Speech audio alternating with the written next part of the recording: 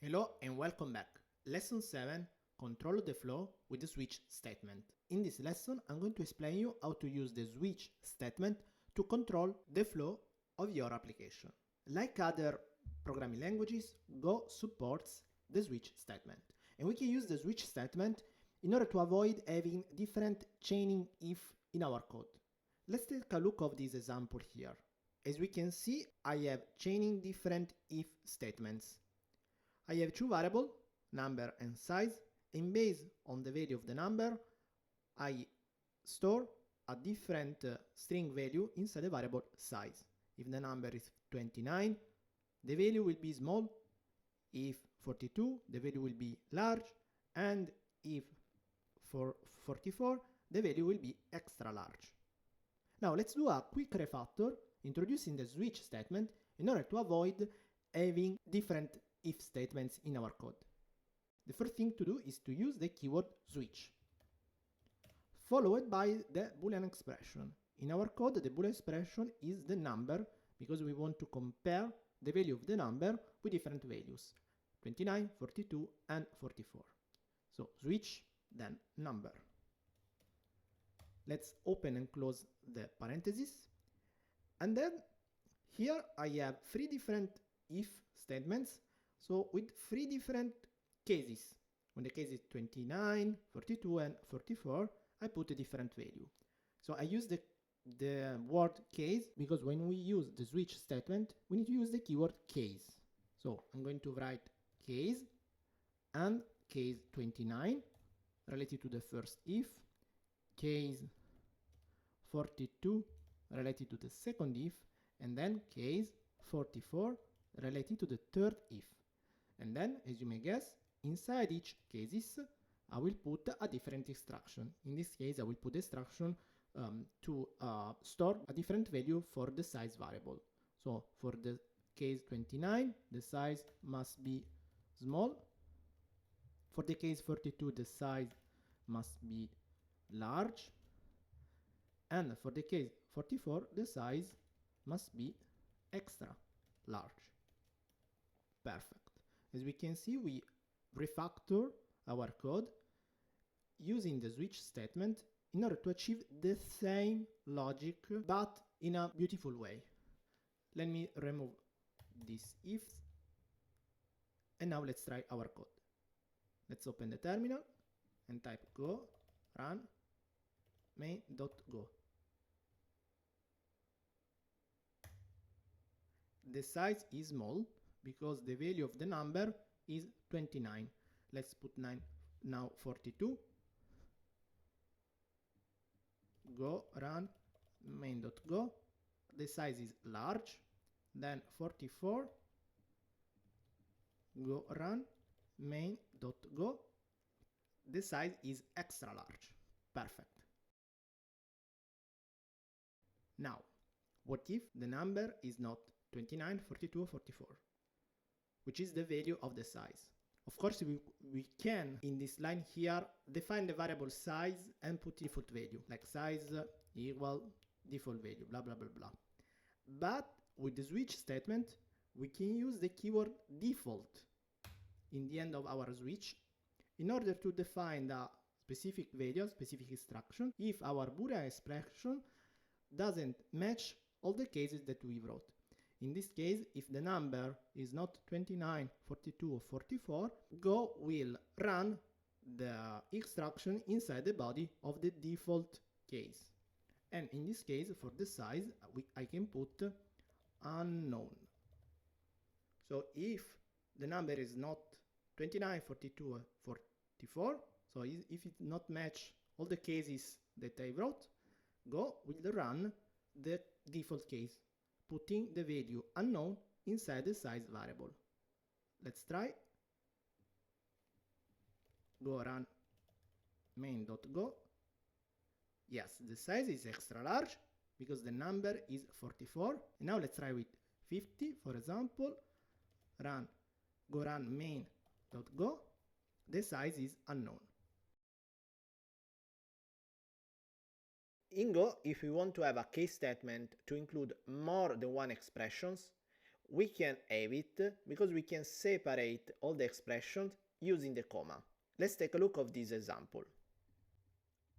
I'm gonna write two variables, continent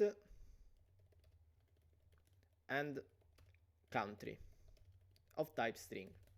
Then I'm gonna use the switch statement with multiple expression in order to define the continent of a specific country. So switch country,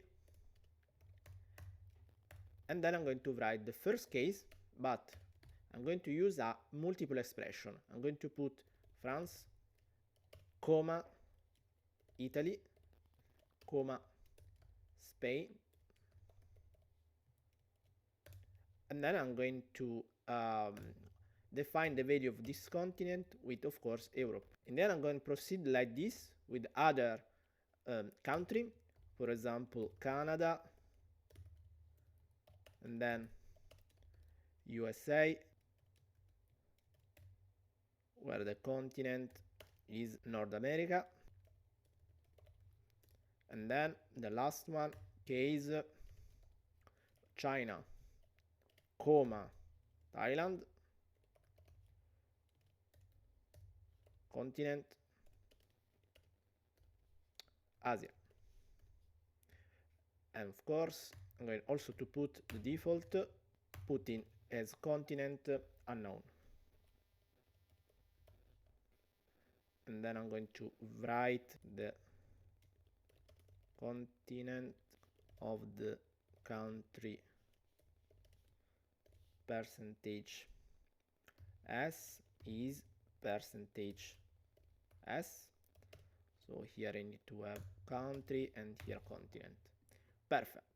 I wrote a switch statement with multiple expression separated with the comma. I'm gonna try, go run. I'm going to yes, I'm going to define, of course, the country. The country I will put Italy, and then I'm going to try it. Go run main.go. The continent of the country Italy is Europe. Perfect. Then let's change with Thailand. Go run main.go. It's Asia, and the last one, Canada.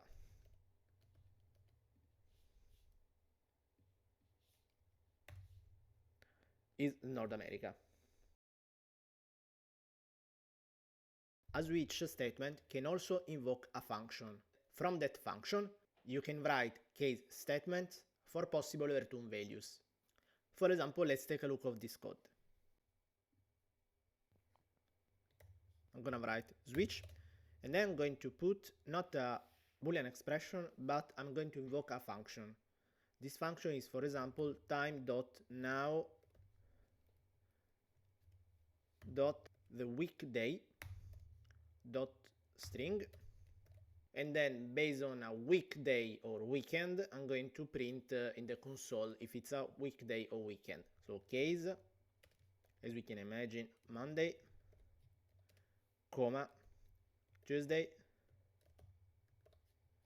comma, Wednesday, comma, Thursday,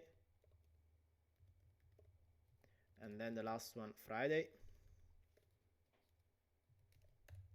fmt dot print it's a workday, and then the default one, fmt dot print it's weekend. Inside the switch statement, instead of directly putting the Boolean expression, I'm invoking a function, in this case type.now.weekday, and then I'm going to print in the console if today, right now, it's a workday or a weekend. Let's try. Go run main.go. It's a workday because I'm recording today is Thursday, so it's working. In some programming language, like for example Java, you can use the break inside the case, but in Go it's different. When the logic falls inside one case, it will exit the case, will not go in the other case.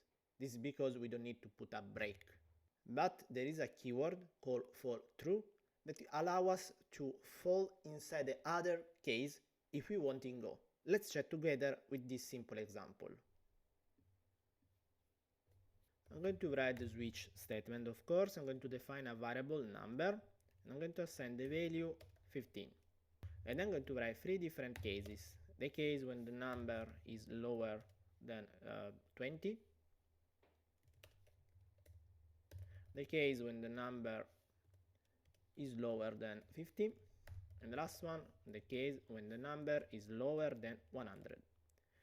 In each of these cases, I'm going to just type a small message saying the number is lower than, in this case 20, in this case 50, and the last one 100. This is a simple switch, we already saw it previously, but what I want to do right now, I want to print all the messages. So the number is 15, meaning it's lower than 20, 50, and 100. And now I want that my Go program will print all the 3 messages. How can I do that? I can do it using the Fallthrough keyword at the end of the case. In each case, of course, not the last one. It's very simple.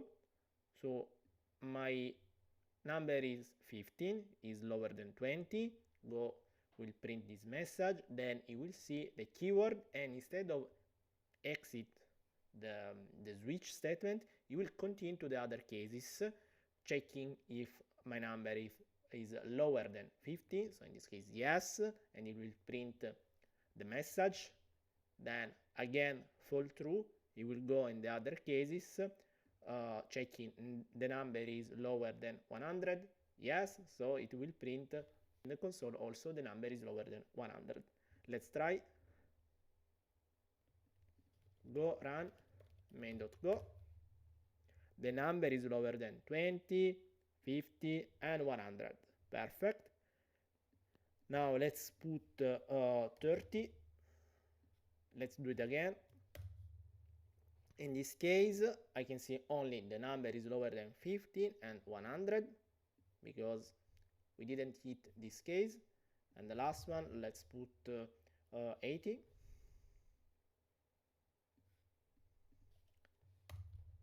In this case, the number is lower than 100. In the lesson 7, you learned how to use the switch statement in Go, how to use also the keyword default, how to use the switch statement with multiple expressions, and also how to invoke a function directly inside the switch, and finally how to use the Fallthrough keyword in order to force Go inside the next case instead of exit.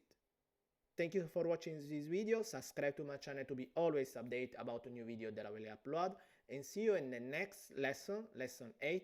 Bye.